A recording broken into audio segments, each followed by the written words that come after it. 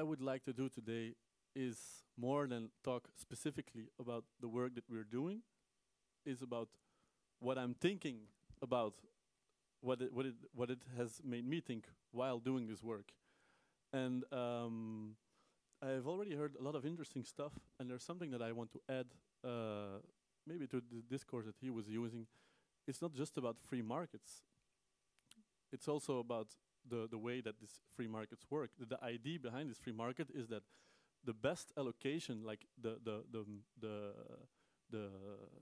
means we have, the reserves we have, what we call money, because it's reserves, it are things that we don't consume directly. That the best way to distribute this is the market. That means the market is the place where every economic actor tries to maximize the profit he can make. And I want to make a case for the fact that this way of dealing with money, which is the dominant, the over-dominant way of dealing with money, and then what money is and what money should be, I will not go into, and there's many interesting contribution to that question. But I want to say that this is a very problematic way to look at investment, and that's why I want to enlarge the picture and see investment. The title is not there anymore, but there was supposed to be investment as a common. Why do I say this? Because the common is something that it's coming back. It's becoming hip again, so to say, in transition towns and what have you. And the common is often looked at as something in a quite small scale. For example, community gardening, which you can see in the first picture. And the idea is, okay, we're in a city and we're going to work this plot of land and we're going to do it together, and we will work on it together and we will distribute in an equal way the gains that come from this land. Well, I'm saying I'm very happy that there's people doing this, and we should do this, and we should do it a lot. But my challenge is this kind of common does not give us an answer to challenges like, for example, climate change from the part of investment. And now I want to go back to the experiences I had of my work. So I started working in this place 2 years ago, and they asked me in the beginning, so, okay, you can work on the climate change campaign. I said, okay. So we made a research on the banks in Belgium, how much money they spend through lending, through buying of shares and bonds. And I will not go into technical details, but the financial links between banks and, for example, energy companies that invest a lot in coal plants. Why coal plants? Because almost everybody with expertise agrees that coal, that producing electricity with coal is something that we really have to stop. In total, 2/3 of all the fossil fuel reserves that we have left should stay in the ground if we want to stay below if we want to stay in a scenario where the Earth would just warm up 2 degrees. Everything above that would be considered as a kind of a horror scenario, and momentarily we were on a 4-degree warming scheme. And what is precisely so absurd is that when I went to these banks, for example, I had a meeting 1 year ago with the CEO and his energy portfolio managers from the CEO of ING. Probably you know this bank.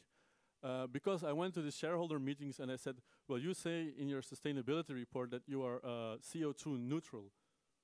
But I have here an evidence that you invest $1 billion in the last 2 years in CO2 plants. And I said, in coal plants. But they said, yeah, no, but which means when we go to travel or all the heating that we do inside our buildings, this we compensate by planting trees.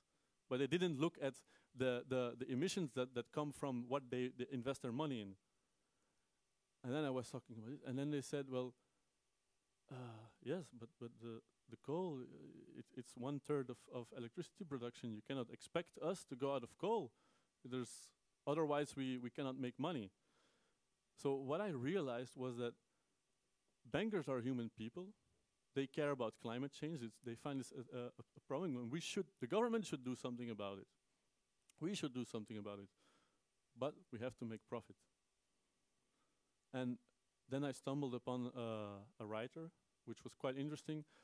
His name is Tim Jackson, Australian guy, and he wrote about the importance of investment to tackle climate change. He said the fundamental economic link between the present and the future is investment, and it's true because what you invest money in today is what the infrastructure or the economy will look like in 20 years or 30 years. So it's really something that we have to look at. And if we see that, and what he said is that there are some investments that are important to tackle climate change. For example, energy saving, that can be profitable, that the industry will want to do, that markets will want to do. But there are other types of investments we need, such as to preserve the ecosystem. For example, to make sure that there is enough forest, that oceans are not too acid, and we can have a lot of examples of this, which are the investments in those kind of things. They cannot generate a profit, or the profit would be something that the ecosystem within 80 years is still alive. It's with a very long-term view of making a profit. And the problem is that the market cannot tackle this problem. Now so actually it's kind of a way, and we have all this pool of money, we have all these euros, we can invest, choose a direction to invest in. But if our criterion, our first and foremost criterion is that it has to make a lot of profit, then we are kind of blind and handicapped to tackle this problem. And this also is one thing that 1 year ago, we said like, okay, we worked a lot on this climate campaign. Now we need to look at the structural problems of the financial crisis. And actually, I saw a little bit of the same problems popping up. Because in the end, see, when banks are full of debt they cannot pay back. For example, all those banks internationally that were buying these exotic investment products, which were based on mortgage lenders in the United States, and everybody was thinking that this was very profitable investment because the housing prices would never go down. But in the end, nobody was thinking, or many too few people were thinking about the fact that if these poor people, or people that are too poor to take on this loan, and they won't be able to pay back this loan, then the financial product, which is on a chain, like it's 5 steps further away, then this asset means nothing. Then it's pure air. And if then also, like Kevin mentioned, that the banks have the ability to create the money themselves. It's not that we put our money in the bank and then the bank uses this money to lend out. No, there's this money in the bank, and there's the capital that the shareholders of the bank put there, and there's like a very small percentage of this money that stays within the bank, and for the rest, for like 40 times or sometimes 50 times this amount of money, they buy financial products, or they give, they do lending, and when it goes wrong, it's the government that has to pay.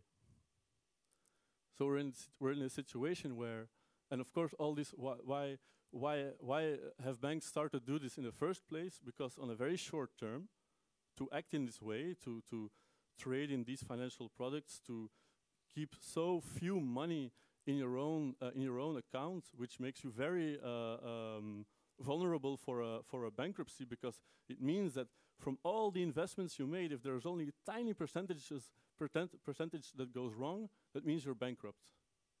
But then, if you're saved by the government and by tax money that is paid by you and me, then of course you don't have the risk. It means that we bear the risk of this financial system.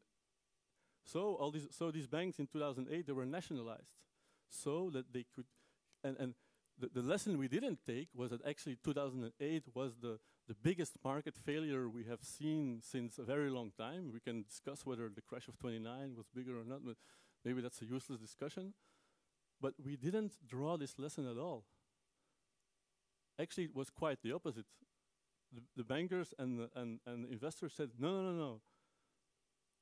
It's not the markets that have a problem. The society has a problem because it doesn't make the market work. So we need to be some austerity. We need to change everything. We need to make sure that our business keeps on running. That we can keep on making our profits every time again and again and again. Because otherwise the economy doesn't work. And it's true that the economy doesn't work because the financial system is the architecture of our economy. It's what links the economy. A very good example of this is that in 2008, it wasn't just banks going down. There were places where ships were staying in the port because on the other side of the world where the ship was supposed to arrive, there wasn't the confidence that the other partner would pay up, wasn't there anymore, so the ships just stayed inside. This is how absurd this crisis also is. There wasn't in terms of real goods or services, that was not a problem. The problem was that it wasn't profit. There was no profit anymore. That the trust into these banks was gone. So now the trust into these banks is back, but all these citizens are paying back this banking crisis with lower social standards or lower purchasing power. So now that we have these two aspects, these two examples of the fact that this profit maximalization is standing in the way of dealing in a good way with our reserves. And again, I want to repeat that reserves, I don't necessarily want, with reserves, I want to say the way we know money, like a euro or a dollar, but I mean in the broad sense of the reserves that we build up, the value that we have that we don't need to consume directly. We should see it as if this kind of value that we have, it's a very good potential, because if we arrive to allocate these reserves in a good way, we can build a society that is much stronger than today. But today, the way in which money is working, it's creating social inequality in a very extreme degree, and it makes it impossible to deal with problems like climate change. So I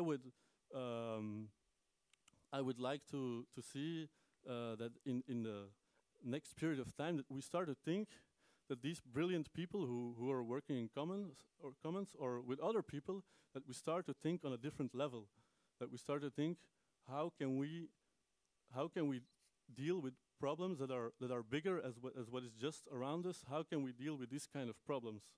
Actually, for this, I think we need to break the idea that a market form of economic exchange, which is based on profit maximalization, that is the only possible way of organizing an economy. It's almost kind of a religious axioma that is being that they are teaching us. So the first thing we have to do if we want to tackle this crisis, I think, is to dare to think and to dare to see things on a bigger level. That's about all I had to say.